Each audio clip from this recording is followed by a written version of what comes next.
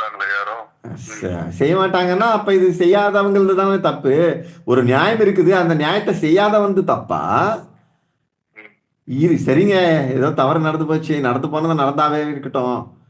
இப்போ ஒரு ஒரு ஒரு ஒரு ஒரு பெண்ணுக்கு ஒரு அநியாயம் நடக்குதுன்னு வச்சுக்கோங்க. உடனே நம்ம ஆளுங்க கல்யாணம் பண்ணி வச்சுக்கிட்டு இருந்தானுங்கல்ல.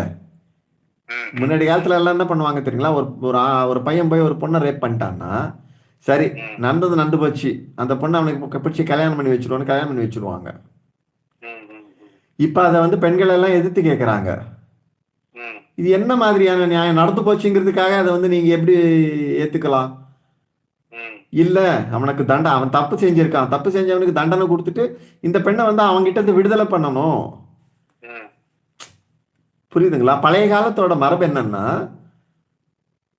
அவனை தண்டிச்சு ஒரு நிமிஷம் இருங்க, அவனை தண்டிக்கிறது வழியா அந்த பெண்ணு வந்து நிராதரவா ஆயிடுவா அப்படின்னு பழைய காலத்துல நினைச்சுக்கிட்டு இருந்தாங்க. புரியுதுங்களா? இன்னைக்கு வந்து பெண்களுக்கு சுதந்திரம் இருக்குங்கனால பெண்களால தனித்து வாழ முடியுங்கிறதுனால, அன்னைக்கு பெண்களால் தனித்து வாழ முடியாது, ஆணை சார்ந்துதான் வாழ்ந்தாகணும்.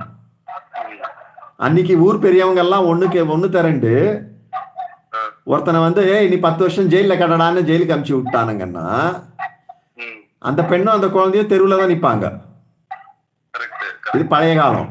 ஆனா இன்னைக்கு வந்து காலம் மாறி போச்சு இல்லையா?